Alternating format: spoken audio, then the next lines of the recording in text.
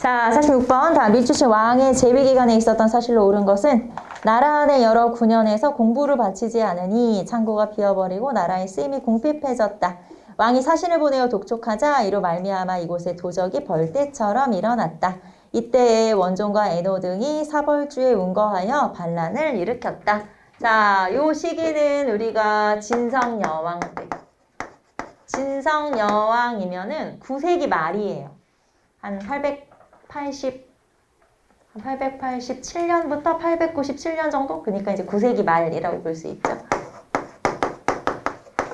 그래서 가끔 여러분이 헷갈리는 게 같은 신라 하대인데 이 신라 하대에서도 원성왕이 있고 그리고 뒤에 진성여왕이 나오잖아요. 원성왕은 신라 하대 중에서 앞부분이에요. 그리고 진성여왕은 초 뒷부분이.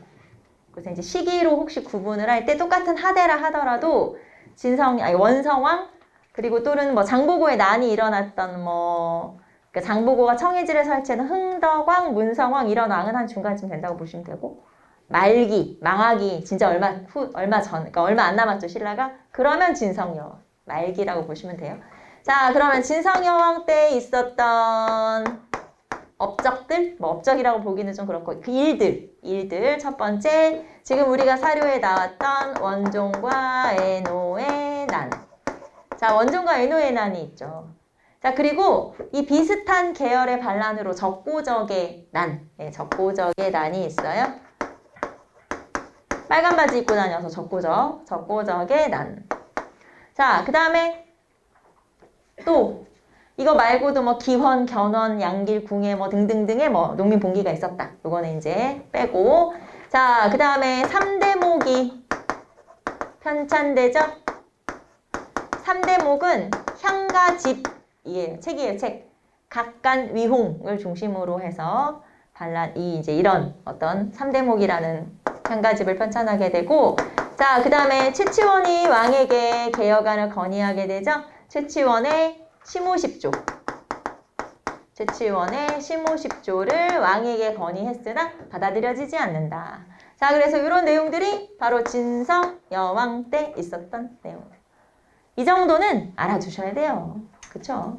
왜냐면 시험에 요거 제시하고 나머지 중에 하나 물어보거나 이런 문제가 대부분 출제가 되기 때문에 이런 진성여왕 같은 경우는 시험에 잘 나오죠. 자, 그러면 제시문 볼까요? 자, 진성여왕 때 있었던 사실로 옳은 것은 1번 발해가 멸망하였다. 발해 멸망. 발해가 멸망한 건 926년. 자, 발해는 그럼 어느 나라에 멸망당했죠? 거란이 쳐들어와서 멸망당했는데, 자, 그러면 거란에 의해서 발해가 멸망당한 요 시기가 신라로 하면 언제냐면 경혜왕쯤 돼요. 경혜왕은 언제냐면은 후삼국의 통일 과정에서 나오는 왕의 이름이거든요. 그래서 쉽게 말하면 이거는 이제 고려가 세워진 다음에 그다음에 신라가 망하기 직전에 이 정도라고 보시면 돼요. 그래서 경혜왕쯤. 자, 두 번째 봅시다. 개원필경을 아니구나. 국학을 설치하였다. 자, 이번에 국학을 설치하였다라고 했으니까 당연히 신문왕. 자, 세 번째 최치원이 시모 12호조를 건의하였다. 네, 이거죠. 최치원의 시모 10조. 정답은 3번. 최치원의 시모 10조. 자, 4번에 장보고의 건의에 따라 청해진이 설치되었다. 자, 장보고에 의해서 청해진 설치. 자, 우리는 청해진 설치한 왕만 알면 되죠. 네, 청해진 설치는 장보고니까 당연히 알고. 어느 왕이에요? 흥덕왕. 828년에 흥덕왕이죠. 흥덕왕. 자, 여기다 좀 써볼까요?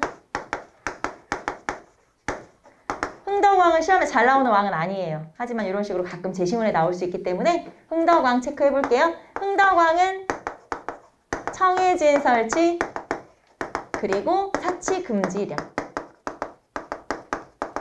나온다면 나올 게 두 개밖에 없어.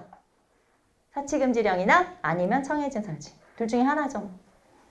그래서 흥덕왕은 잘 나오는 왕은 아니지만 제시문으로 이런 식으로 가끔 나오니까 우리는 그냥 흥덕왕이구나 정도 알아주시면 되고, 흥덕왕이 언제쯤이냐? 9세기 초. 828년 정도 되니까 9세기 전반이라고 보시면 돼요. 자, 그 다음에 47번으로 가볼까요? 정답은 3번이었죠. 네, 정답 3번 다시 한번 체크해 보시고 우리는 47번. 자, 밑줄친 이 시기에 볼 수 있었던 모습으로 옳은 것은 해공왕 이후에 진골귀족들은 왕위쟁탈전이 치열해진 이 시기에는 집사부 시중보다 상대 등의 권한이 강화되었고 20명의 왕이 교체되는 등 정치적 혼란이 거듭되었다. 또한 중앙정부의 통제력이 약화되면서 김원창의 난 등이 발생하였다. 자, 해공왕 이후라고 일단 첫 번째 문장에 나왔어요. 그래서 그것만 딱 보고 해공왕 이후면은 신라, 하대, 신라 하대를 찾으면 되죠. 자, 그러면 우리는 신라의 시기 구분부터 간단하게 다시 해봅시다. 자, 신라는 크게 상대, 중대, 하대로 나눠지죠. 자, 상대는 나라를 세운 박혁거세부터 진고리 왕, 성고리 왕이 되던 시기까지니까 어느 왕까지예요? 성골 누구까지 왕이죠? 진덕여왕. 진덕여왕까지예요. 자, 그 다음에 중대는 이제 출신 성분이 바뀌죠. 네. 그래서 누구부터? 무열왕부터. 진고리 왕이 되기 시작하는 시기니까 김춘추 무열왕부터. 자, 이때는 무열왕의 아들에서 쭉 내려오는 거예요. 그래서 무열왕부터 시작해서 무열왕, 문무왕, 성덕왕, 효소왕 등등 해서 이게 쭉 효성왕 이렇게 내려와요. 자, 그래서 여기서는 어느 왕까지? 해공왕까지. 자, 그 다음에 하대는 선덕왕부터 마지막이 경순왕이에요. 그래서 이렇게 되죠. 자, 그러면 우리 힌트가 아까 뭐였었냐면 해공왕 이후라고 했잖아요. 해공왕이 피살을 당하고 나서 선덕왕부터. 선덕여왕 아니고 선덕왕이에요. 선덕왕부터 나머지 왕까지. 굳이 외우실 필요는 없지만 여기서 이 정도는 알아야 돼요. 중대 시작이 무열왕이지. 언제까지가 중대야? 해공왕까지지. 이 정도는 알아야 돼요. 뒤에 선덕왕의 이름은 아니더라도 이 정도는 알아야. 자, 힌트에 해공왕 이후라고 되어 있네. 그럼 신라 하대인가 보네. 이렇게 찾을 수가 있잖아요. 그래서 이 정도는 알아야 된다. 자, 그러면 해공왕 이후에는 거기 보시면 집사부 시중보다 상대 등의 권한이 강화되었다. 상대 등의 권한이 강화됐다는 건 왕권이 약화되고 진골귀족이 상대 등이 세졌다는 건 진골귀족의 대표잖아요. 상대 등이. 진골귀족의 세력이 강화되고 그리고 왕이 한 150년간 20명 이상이 바뀌었다는 건 왕위 쟁탈전이 심해졌고 왕위쟁탈전이 심해졌다는 얘기죠. 자, 왕위쟁탈전이 심해지면서 왕위 계승에 불만을 품은 사람들을 중심으로 반란이 일어나기도 해요. 그 반란이 지방 반란이 일어나는데 이 반란이 김원창의 난,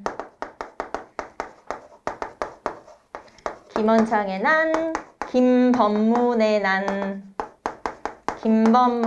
난, 그 다음에 장보고의 난 이런 것들이 있죠.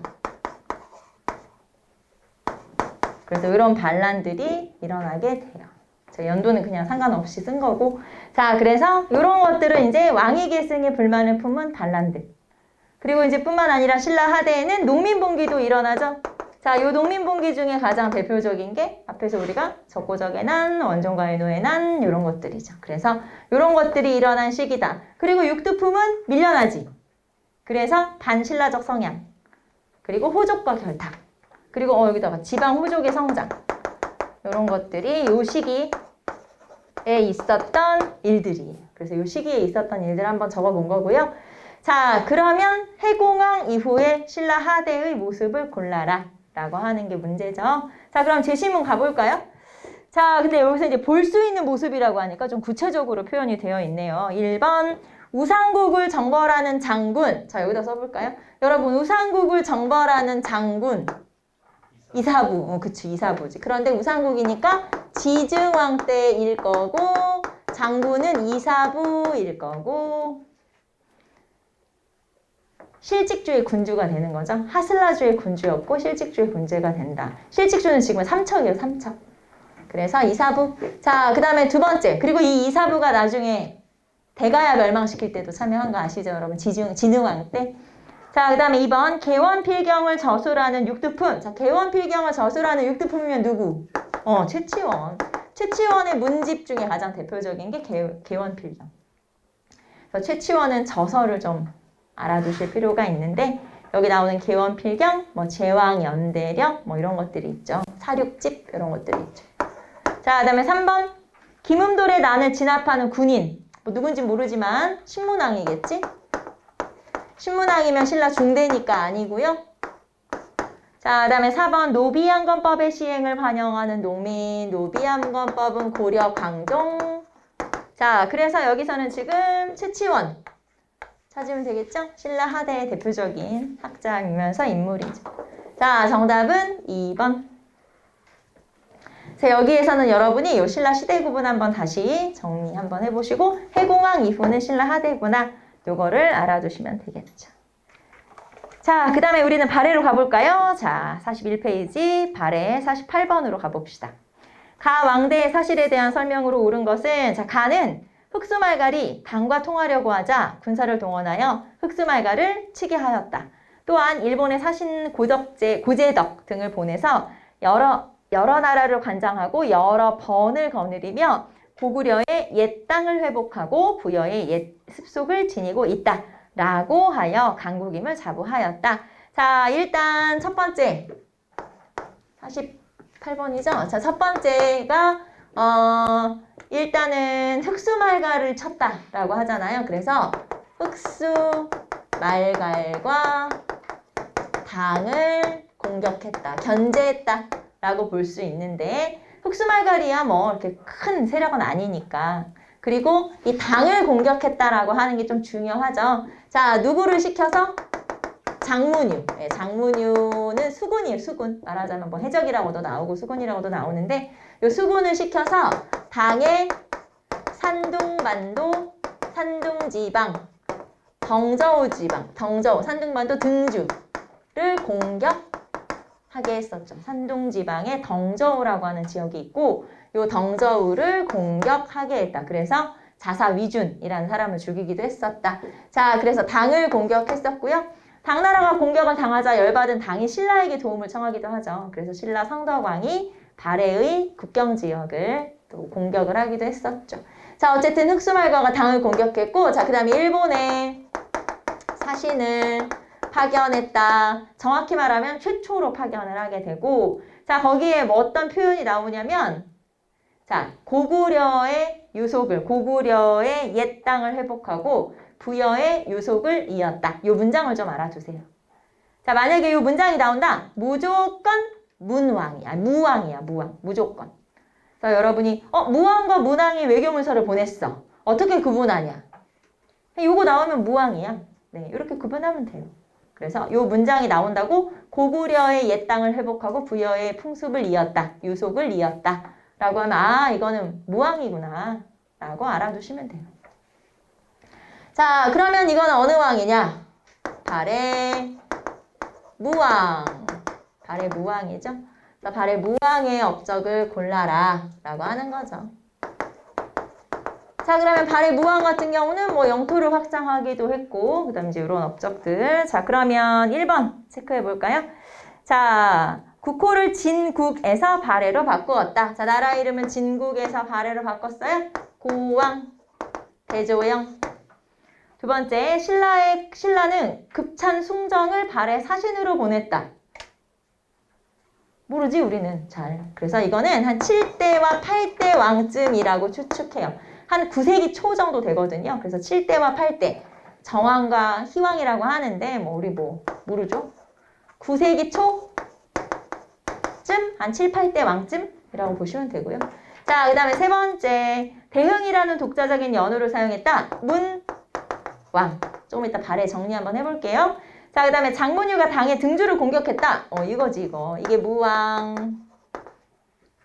그래서 정답은 4번 찾으시면 되겠죠. 자, 우리는 그럼 발해에 대해서 아주 기본적인 내용들을 중심으로 정리를 한번 해보도록 할게요. 발해에서 시험에 잘 나오는 왕은 한 4명 정도 잘 나오잖아요. 그래서 발해. 자, 일단 1대 고왕. 1대 고왕은 대조영. 자, 일단 이름하고 우리는 연호 정도 체크하시면 되겠죠. 자, 연호가 뭐예요? 연호는 천통. 천통이라는 연호를 쓰죠. 천통 연호. 자, 그 다음에 이대무왕. 자, 이대무왕은 대무예. 그리고 인안. 연호를 썼죠. 인안이라는 연호를 사용하고요. 자, 그 다음에 뭐 업적은 그런 거죠. 우리 금방 얘기했던 당 공격했지, 흑수말갈 견제했지, 일본에 사신 처음 보냈지, 이런 것들이고. 자, 그 다음에 3대 문왕. 자, 대흠무. 그래서 연호는 대흥보력.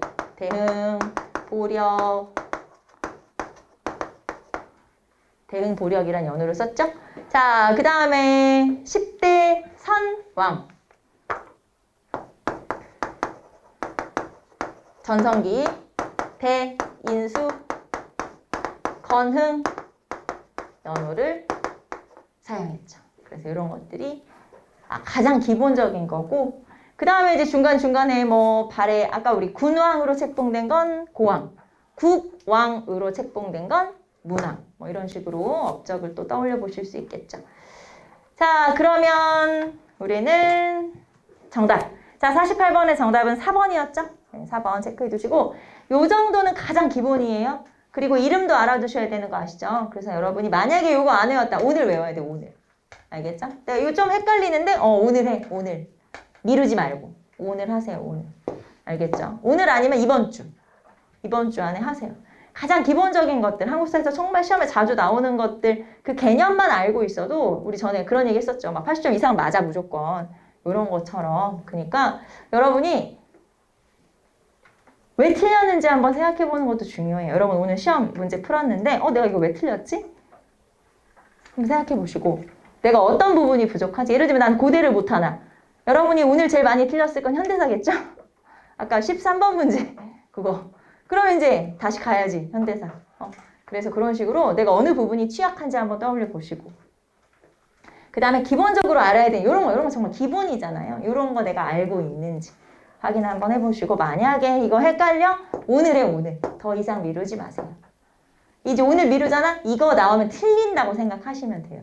나는 이제 날라갔구나, 점수가. 내 점수가 날라갔구나. 이렇게 생각하시면 돼요. 더 이상 미룰 수는 없어. 이제 미루면 큰일 나. 문풀에서도 이거를 정리를 못하면 이제 언제 해? 전에 얘기했죠. 12월까지 이거 정리 못하면 내년에 이제 1월로 넘어가면 이거 진짜 힘들다. 그때까지 넘어가서 내가 요 내용, 기본적인 내용들을 정리를 못했다? 그러면 내년 시험 어려워요. 알겠지? 아예 제가 대놓고 이렇게 얘기하는 건 그게 맞아. 여러분 자극을 좀 받아야 할 필요가 있어. 뭐 다음 주에 하지 뭐. 다음 달에 하지 뭐. 없어. 그럼 1년이 늘어나는 거예요. 여러분의 수험생활이 1년 늘어나는 거예요. 1년 여러분 해봐서 알잖아요. 피말리지 않아? 너무 길잖아. 1년을 또 해야겠어? 그러니까 여러분 미루지 마세요. 지금부터 미루는 건 틀린 거라고 생각하시면 돼요. 어떤 과목이든 어떤 내용이든 한국사뿐만 아니에요. 다 마찬가지야.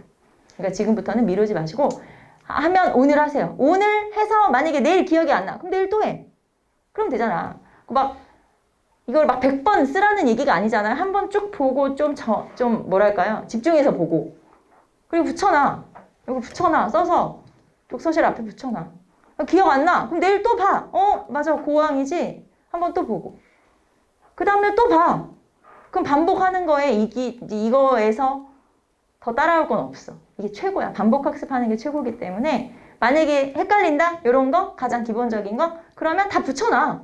포스트잇 써서 붙여놔. 그럼 되잖아요. 그리고 내가 왔다 갔다 하는 장소마다 붙여놔. 냉장고 옆에도 붙여놓고, 응? 내 책상 앞에도 붙여놓고 다 붙여놔. 그럼 되잖아. 그리고 쓱 봐. 그냥 왔다 갔다 하면서 쓱 보고, 냉장고 문 열 때마다 한번 보고, 책상 앞에 앉을 때 한번 보고, 거울 앞에도 붙여놔.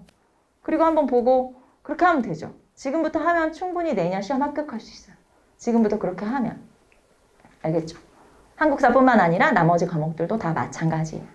그래서 여러분 한번 공부 시작한 지 저는 몇 달 안 됐어요. 그래, 최단 기간 합격 한번 해보면 되는 거지 뭐. 안 그래? 할 수 있어. 안 해서 그렇지 할 수 있어. 그러니까 해보세요. 그 주인공이 여러분이 될 수도 있잖아요. 우리가 짧게 보는 게 제일 좋은 거 아니야? 이건 안 되나? 학원에 도움이 안 되나? 아무튼 뭐 그렇다 치고. 자, 그래서 어쨌든 발해. 그래서 오늘부터는 진짜 내가 나 이제 수험생이구나 생각하시고 만약에 지금까지 조금 해이하게 마음 먹고 있었다면 공부를 좀 열심히 해보세요. 내년 여름 휴가를 떠올려봐. 기분 좋지 않아? 내년이면 해외 나갈 수 있을 거야? 우리가 또 어디 멀리는 못 가더라도 동남아 어디쯤 아니면 제주도라도 어디 또 갈 수도 있지 않겠어? 내년 휴가를 멋지게 보낼 수 있지 않겠어? 자, 49번 한번 보세요. 자, 다음 설명에 해당하는 발해 왕의 재위 기간에 통일신라에서 일어난 상황으로 옳은 것은 이 문제 나왔을 때 학생들이 진짜 많이 틀렸겠죠? 네, 이 문제 많이 틀렸어요. 왜냐면 복잡해. 뭔가 좀 복잡하잖아. 발해 왕을 물어본 게 아니라 발해 왕 때 신라왕을 물어본 거지. 그래서 복잡하자. 자, 그럼 이제 한번 풀어봅시다. 자, 다음 설명에 해당하는 발해 왕이 누구냐 일단 자, 제시문 볼게요. 대흥이라는 독자적인 연호를 사용하였다. 자, 대흥 보력 연호를 사용했다. 자, 이 첫 번째 문장 보고도 일단 딱 알 수 있지 뭐. 문왕이죠. 자, 그 다음에 수도를 중경, 상경, 동경으로 옮겼다. 네. 자, 수도를 이렇게 여러 번 중상경, 중상동이라고 외우시면 되죠. 자, 문왕 때는 수도를 중상동으로 옮겼죠. 원래 그러니까 나라를 세운 곳은 동모산 기슭이라고 되어 있어요. 동모산 기슭에 나라를 세웠는데 아마도 무왕 때 중경으로 옮겼을 걸로 추측. 정확히 몰라요. 기록이 자세히 없어서. 그 대신에 중경, 상경, 동경으로 옮겼고 그 다음에 5대, 여기는 지금 우리가 3대까지만 썼잖아요. 3대, 10대로 넘어오는데 요 중간에 5대 성왕이 있어요. 시험에 많이 나오진 않지만 5대 성왕 때 동경에서 다시 상경으로 이 상경이라고 하는 도시가 가장 오랫동안 수도였던 도시였기 때문에 동경까지 갔죠. 지금 여기 문왕 때 그리고 다시 돌아와 상경으로. 그래서 상경으로 천도한 건 성왕인데 시험에 많이 나오진 않아요. 그래서 제가 여기서 뺐는데 어쨌든 자, 그 다음에 일본에 보낸 외교문서에 천손이라 표현했다. 자, 그리고 당과 친선관계를 맺으며 당에 문물 도입을 했다. 자, 당과 교류, 신라와 교류, 문왕. 그 다음에 여기에 빠져있는 게 정효공주 무덤의 묘지석에 황상이라는 표현을 쓰기도 했죠. 황상, 불로장생 이런 표현을 쓰기도 해요. 정혜공주묘, 정효공주묘 다 문왕이죠. 문왕의 딸들이니까. 자, 그러면 문왕이지. 여기 있네. 문왕. 3대 문왕 대흠무, 대흥보력 연호를 썼죠. 자, 그러면 요 시기는 언제냐? 자, 우리가 문왕과 무왕을 많이 비교를 하잖아요. 무왕은 8세기 전반기고요. 무왕은 8세기 후반기예요. 8세기 후반기. 그래서 요 8세기 후반기에 해당하는 신라왕이 누구냐? 자, 신라왕들을 한번 체크해 볼까요? 신라왕은 경덕왕, 그리고 해공왕, 원성왕 등등이 해당돼요. 여러분 해설지 보면은 여기에 성덕왕도 들어있긴 한데 성덕왕 같은 경우는 딱 성덕왕이 사망한 그 해에 문왕이 즉위하거든요. 그러니까 성덕왕을 넣기는 조금 애매하긴 한데 이제 연도로 하면 성덕왕이 들어가긴 하는데 성덕왕은 거의 이제 마지막에 들어가기 때문에 성덕왕 그냥 제가 뺐어요. 성덕왕 빼고 경덕왕에서 원성왕까지 이렇게 체크하시면 되겠죠. 물론 요 사이에 경덕왕, 해공왕, 선덕왕, 원성왕 우리가 잘 모르는 왕들도 물론 이 안에 들어있죠. 하지만 뭐 우리가 배운 왕으로는 경덕왕, 해공왕, 원성왕 요 정도 8세기 후반에 들어간다고 보시면 돼요. 자, 그러면 통일신라의 상황으로 옳은 것은 자, 제시문으로 바로 갑시다. 자, 1번으로 가볼게요. 자, 1번은 노급을 폐지했다. 자, 노급 폐지는 언제? 신문왕. 노급 폐지는 신문왕이죠. 신문왕은 7세기 후반이에요. 여긴 8세기 후반이라면 그러니까 틀렸고 자, 그 다음에 두 번째 청해진 설치. 자, 청해진 설치는 흥덕왕. 앞에서 흥덕왕이라 했죠. 흥덕왕 때인데 흥덕왕은 언제냐? 청해진이 설치됐을 때가 9세기 전반, 9세기 초. 여기는 아까 8세기 후반이었죠. 네, 그러니까 틀렸고. 원성왕 뒤에 왕이 흥덕왕이라고 생각하시면 되니까. 자, 그 다음에 3대목 편찬. 3대목 편찬은 진성여왕이고 여러분 진성여왕은 아까 몇 세기 됐죠? 9세기 말이랬어요. 망하기 전이라고 했으니까. 자, 이건 9세기 말이야. 889년 뭐 이때니까 9세기 말이에요. 자, 그 다음에 독서 상품과 설치. 이거 어느 왕? 이게 원성왕. 뭐 딱 들어가네요. 원성왕이고 시기로 하면은 788년이니까 딱 8세기 후반이 되죠? 네, 이렇게. 자, 그래서 이 중에서는 원성왕이 정답. 그러니까 여러분이 사실 왕을 외우는 건 별로 의미가 없고 여기서는 8세기 전반이고 8세기 후반이구나. 그리고 이 무왕 때 앞에서 우리가 산둥반도 덩저우를 공격했잖아요. 당을. 그랬더니 아까 당나라가 신라에게 도움을 요청해서 신라에서 발해를 공격했었다. 그게 신라로 하면 어느 왕이에요? 성덕왕이라고 보시면 돼요. 성덕왕 제위 시기에. 그래서 요 8세기 전반기 여기는 한 성덕왕쯤, 여기는 한 정덕왕 요 즈음이 요 시기에 맞구나. 이렇게 생각하시면 되죠. 자, 그래서 정답은 4번. 이 문제가 조금 이때는 어려웠어요. 어렵다라고 했던 그런 문제였었죠.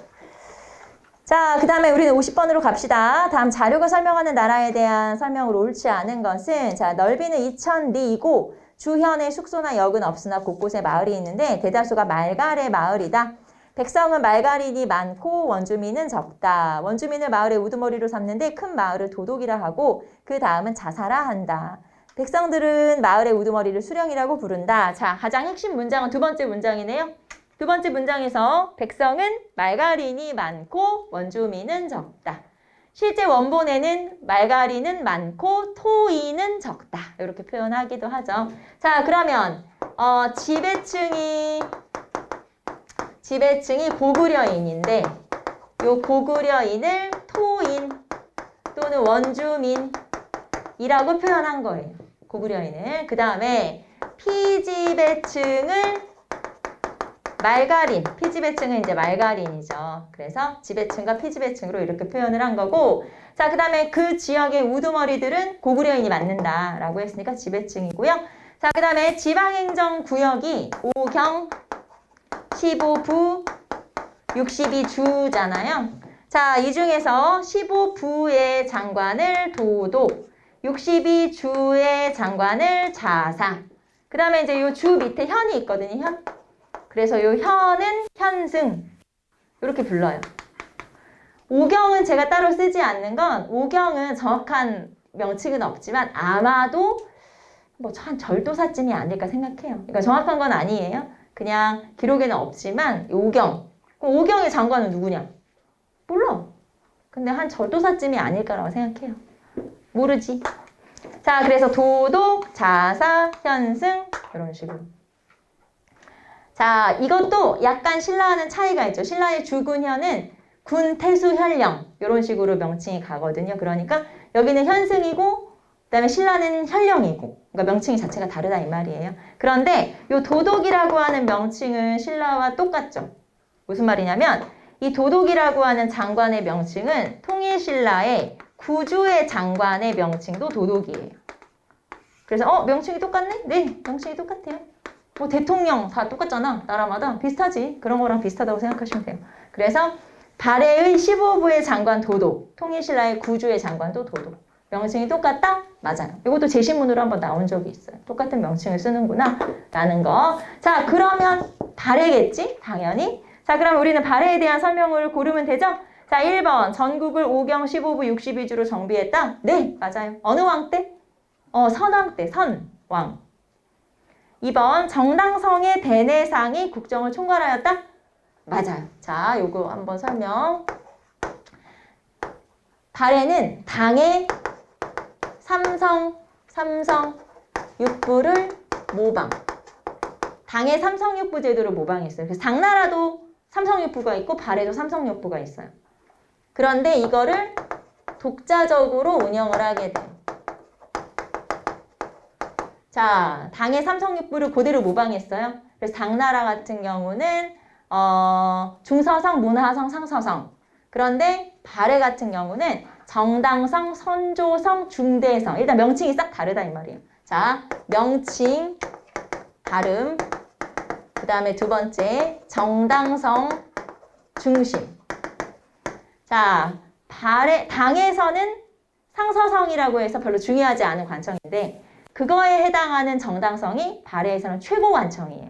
그러니까 역할도 다르고 명칭도 다르다 이 말이죠. 그래서 정당성 중심이고 이 정당성의 대내상이 수상의 역할을 하는 거예요. 정당성의 대내상이 수상 역할을 하는 거고 자, 그 다음에 또 하나 자, 좌사정, 우사정이라고 하는 게 있어요.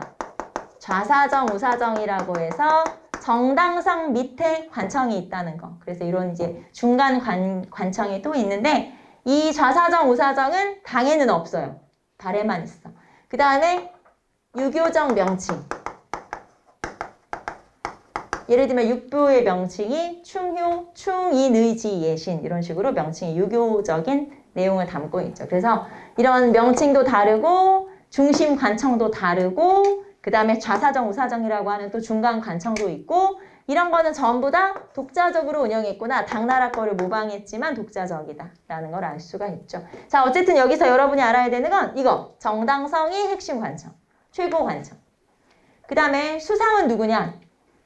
대내상. 이걸 알아두시면 돼요. 수상, 대내상. 그 다음에 핵심 관청, 정당성. 이걸 알아두시면 되겠죠. 자, 어쨌든 발해야. 네, 2번 발해 맞아요.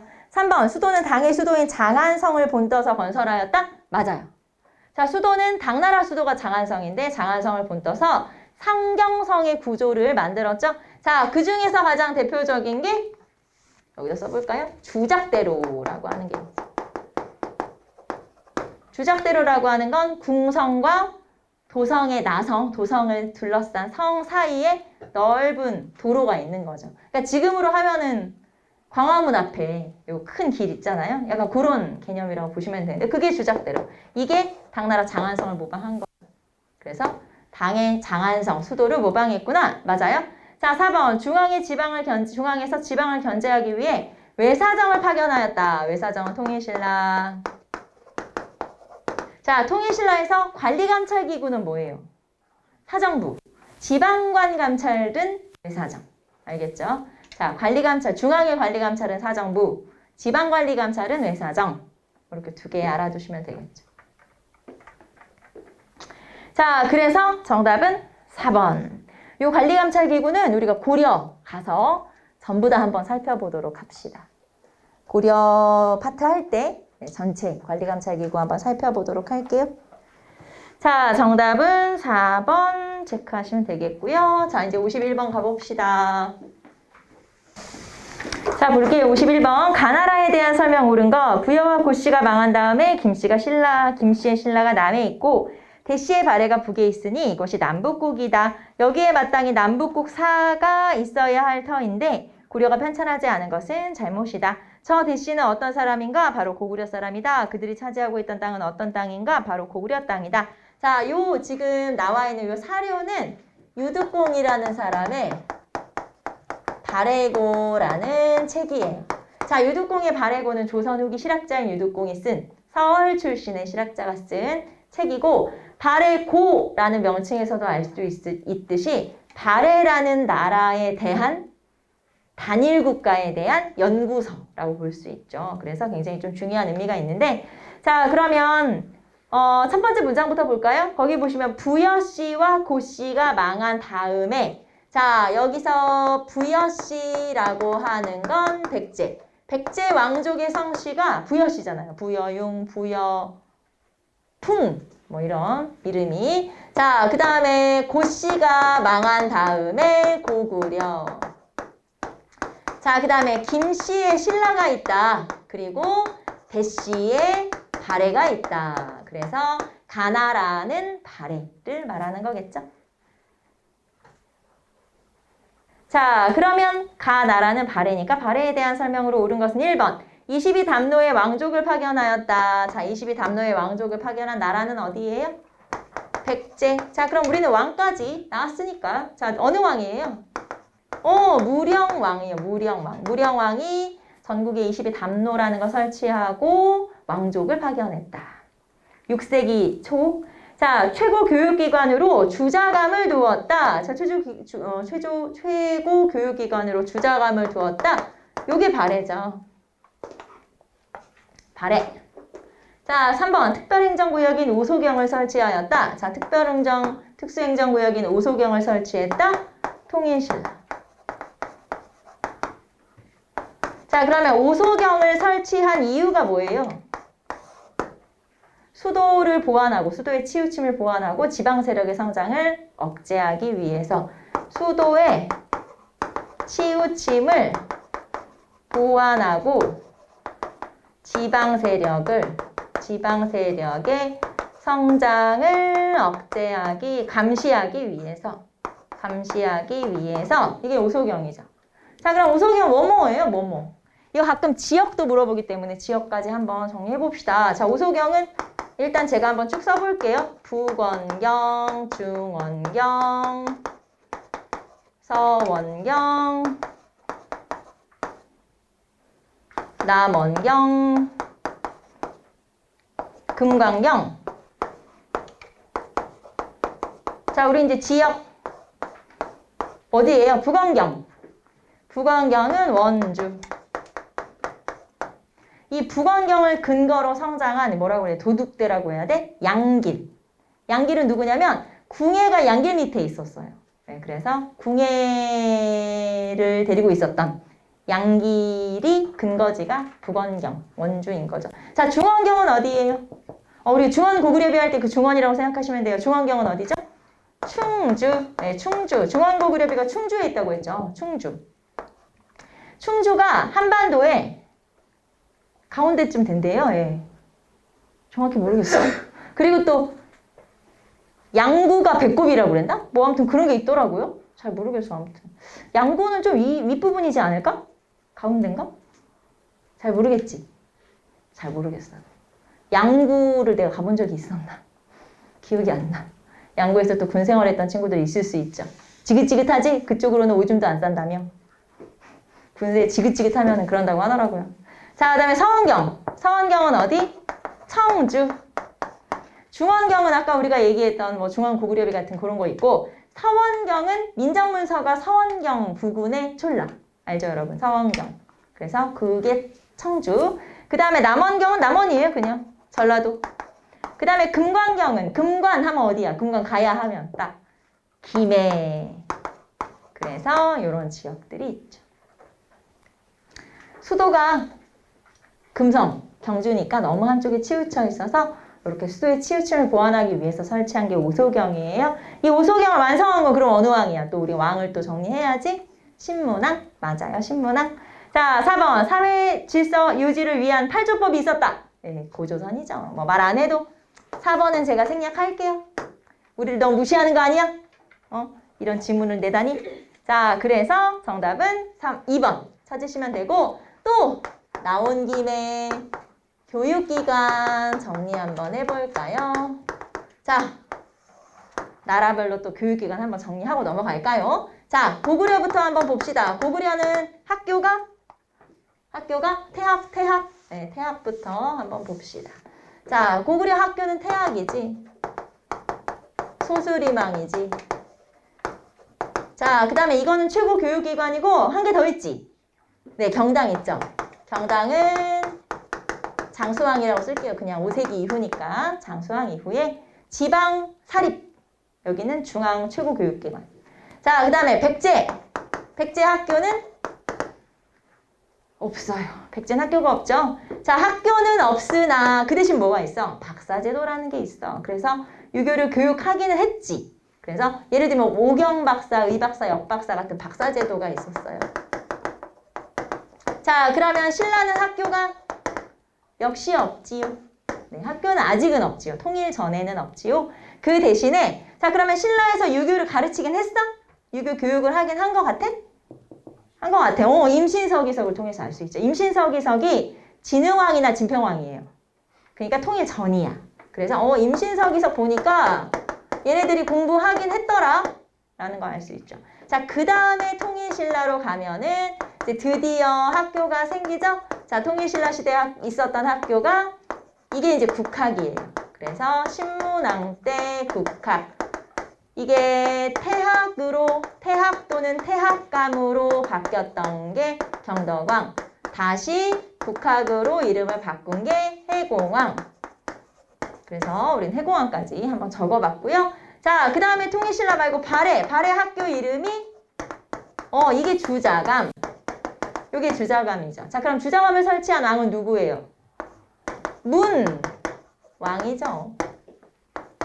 자, 그 다음에 나머지는 보너스. 자, 고려 학교 이름은 국자감. 자, 국자감을 설치한 건 어느 왕 때?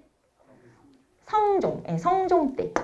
성종 때 국자감. 자, 조선은 성균관. 이건 뭐 이거는 국자감에서 성균관으로 바뀐 건 뭐 공민왕 때도 바뀌었고 하니까 패스. 자, 그래서 학교 이름 한번 쭉 써봤어요. 어느 나라든 학교 이름하고 구분하고 그 다음에 관리감찰기구 이런 거 정도는 알고 있어야 돼요. 우리가 기본적으로 주자감, 발해 이런 식으로 알고 있어야 되죠. 자, 그래서 우리 학교 이름 42페이지 51번에 2번. 네, 2번이 정답 체크하시면 되겠고요. 자, 우리 52번으로 넘어갈까요? 52번. 자, 52번에 삼국의 정치제도에 대한 설명으로 옳은 것만 골라라. 자, 기억. 삼국의 관등제와 관직제도의 운영은 신분제에 의해 제약을 받았다. 자, 고구려백제 신라 삼국은 신분제도, 신분이 고대죠. 고대사회. 신분은 귀족, 그 다음에 평민, 그 다음에 천민. 이렇게 구분돼요. 그런데 삼국시대는 요 귀족만을 대상으로 한 신분제도가 따로 있었어요. 예를 들면 뭐가 있어요? 신라의 골품제 같은 게 있었어.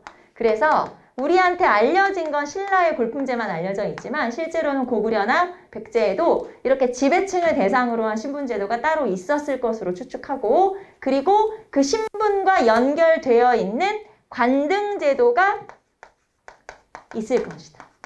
물론 관등제도는 나라마다 다 있지만 아마도 우리가 신라의 골품제도를 해서 보는 것처럼 그렇게 다 승진이라든가 이런 것들이 다 연결이 되어 있을 것이다 라고 추측을 하는 거고요.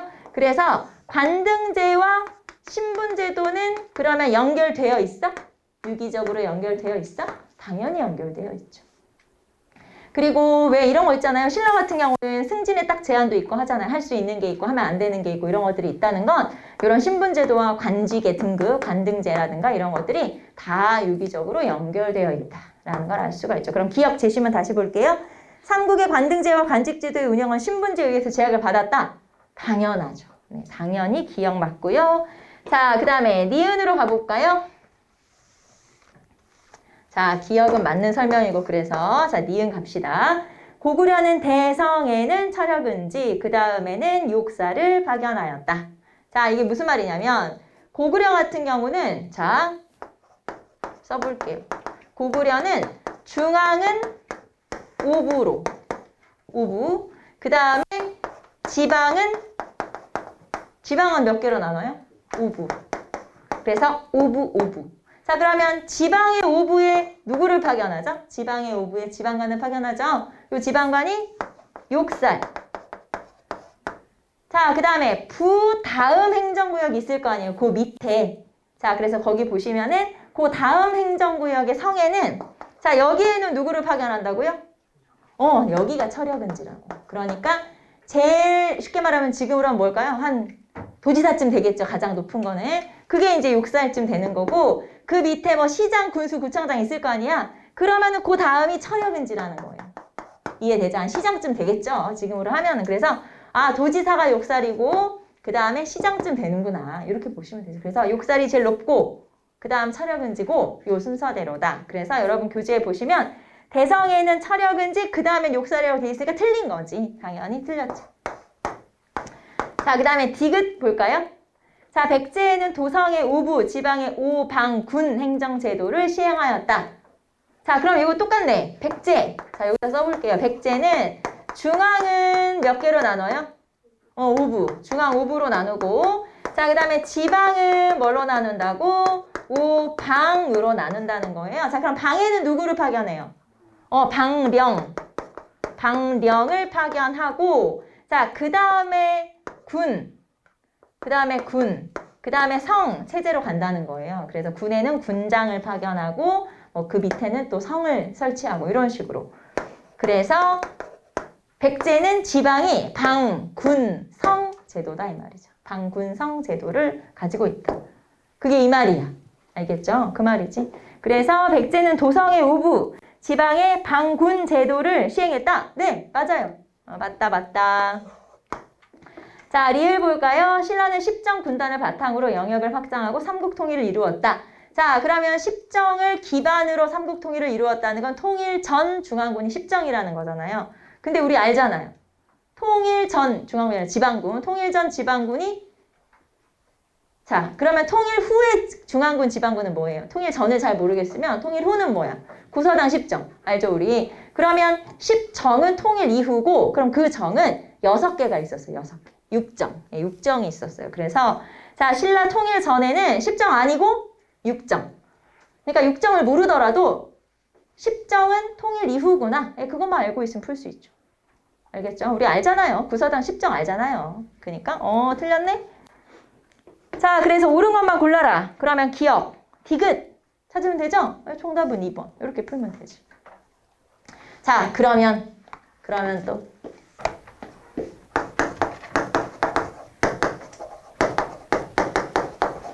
가장 기본이 되는 것들이니까 이런 것들 한번 정리하고 넘어가시고 여러분은 이 표 그릴 필요 없겠죠. 책에 다 나오니까 여러분 그냥 내가 아나? 이것만 체크 한번 해보시면 돼요. 자, 몇 가지만 한번 정리하고 넘어가도록 합시다. 자, 일단 귀족 K는 뺄게요. 설마 귀족 K 모르는 사람 없겠지. 그치? 귀족 K는 뺄게요. 뭐 화백 K, 제가왜 이런 건 뺍시다. 다 알고 있을 거니까. 수상부터 할까요? 수상. 자, 고구려 수상은 뭐예요? 일단 대대로이면서 막리지도 들어가죠. 아까 대막리지 있었으니까. 자, 백제의 수상은 상좌평이고 6좌평제가 있었죠. 그 중에서 내신좌평이 상좌평의 수상의 역할을 해요. 자, 그다음에 신라의 수상의 명칭은 상대등. 근데 이제 신라 같은 경우는 상대등이었다가 통일 이후로 가면 집사부 시중으로 바뀌죠. 네. 신라 하대로 가면 또 다시 상대등으로 바뀌고 이런 식으로 이제 왔다 갔다 하죠. 자, 그 다음에 관등으로 갈까요? 관등. 자, 고구려는 쉽게 말하면 공무원 등급 몇 등급? 한 10여 등급이라고 해도 되고 14등급이라고 해도 된다고 했어요. 자, 한 10개쯤 있는 것 같아. 이것도 맞고 14등급인 것 같아.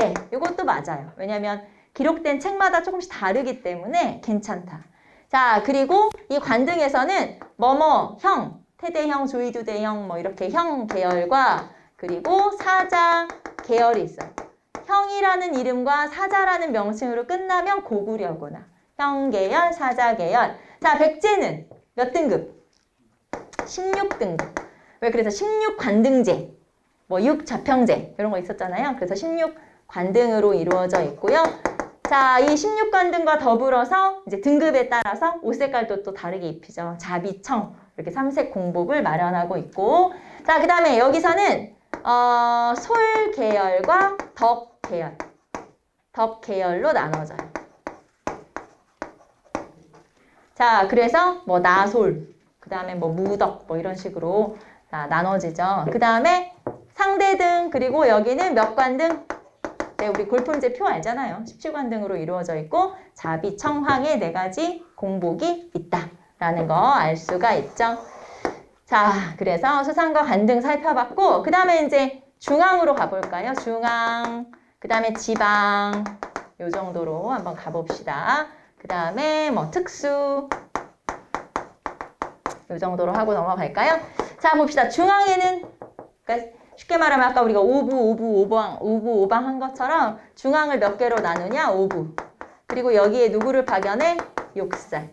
자, 그리고 지방에는 지방에 욕살을 박연하지? 자, 지방도 오부, 여기에 욕살. 이렇게 들어가야 되죠. 그 다음에 욕살 다음이 촬영은지라고 아까 우리가 나왔었고, 그 다음에 백제는 중앙은 오부, 지방은 오방, 방령, 그리고 앞에서 우리가 방군성 제도를 따른다. 자, 그 다음에 신라는 육부, 오주, 군주. 네, 군주를 파견해. 육부, 오주, 군주. 이런 식으로.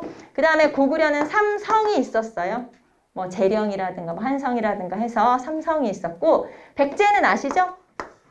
담노 맞죠? 담노.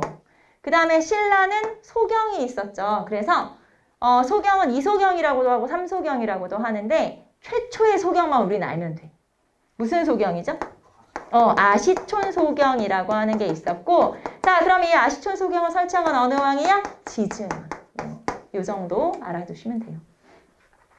자, 그래서 고구려 백제 신라의 체제, 정치 체제 중심으로 한번 쭉 정리. 자, 알아두시면 되겠죠. 자, 그러면 이제 우리 53번 문제까지 풉시다. 자, 다음 가에서 이루어진 합의제도를 시행한 국가통치체제로 옳은 것은 호암사에 가라는 바위가 있다. 나라에서 재상을 뽑을 때 후보 3, 4명 이름을 써서 상자에 넣고 봉해서 바위 위에 두었다가 얼마 후에 가지고 와서 열어보니 그 위에 이제 붉은 점이 찍혀 있는 거죠. 도장이 찍혀 있는 사람이 재상이 되었다. 이제 이거는 사실 전설이겠죠. 설마 그러겠어요. 이제 여기는 정사함에서 회의를 해서 선출하는 이런 것들이 이제 상징적으로 표현했다고 할까요? 그래서 정사함 회의. 자, 그러면 정사함 회의가 있는 나라는 어디야? 백제지, 백제. 아시죠, 여러분? 제가회의, 정사함의 화백회의, 뭐, 이 정도는 뭐 다 알 거니까. 자, 그러면 백제의 정치제도, 통치체제에 대한 설명으로 옳은 것을 고르면 되겠죠? 기억. 중앙정치는 대대로를 비롯해서 10여 등의 관리들이 나누어 맡았다. 기억은 어느 나라예요? 고구려죠. 대대로 나오지, 10여 등급 나오지. 두 번째, 중앙관청은 22개로 확대하고 수도는 5부 5방으로 정비했다. 자, 여기에서 여러분이 혹시 22담론가? 아니에요. 여기서 중앙관청이 22개라는 건 말 그대로 중앙에 부서가 22개가 있다. 그래서 요거하고 다른 거예요. 22담론랑 다른 거고. 자, 그 다음에 수도는 5부, 지방은 5방으로 하였다. 우리는 여기에서 백제구나라는 걸 알 수 있는데, 자, 그러면 저는 이렇게 물어볼게요. 니은 다시 보시면 중앙관청을 22개로 확대하고 수도를 5부 5방으로 정비한 왕이 누구냐? 이거 한 명이 다 했거든요. 이거 한 왕이 누구예요? 서왕이에요, 서왕. 그래서 서왕의 업적이구나. 서왕은 중앙의 부서를 확대하고 그 다음에 지방에 원래는 22개의 담로, 특수행정구역이 있었는데 이 체제를 5부 5방 체제로 새로 정비를 해요. 그래서 요거를 정비한 게 어느 왕이지? 6세기 서왕을 말하는 거예요. 그래서 요 문장은 맞는 문장이고 만약에 이 제시문을 그대로 어느 왕이냐 물어보면 서왕을 찾으시면 되는 거예요. 자, 그 다음에 디귿. 16품의 관등제를 시행하고 품계에 따라 옷의 색깔을 구분하여 입도록 했다. 16관등제니까 어느 나라예요? 백제. 자, 그러면 이것도 마찬가지야. 16관등제와 공복제를 마련한 왕은 누구야? 고이왕이죠. 3세기 고이왕 때 이런 업적을 갖는 거고, 자, 그 다음에 옷 색깔은 아시죠? 자비청. 그래서 6관등 이상은 자, 그 다음에 11관등 이상은 비, 나머지는 청. 이런 식으로 자비청의 3색 공복을 마련했죠.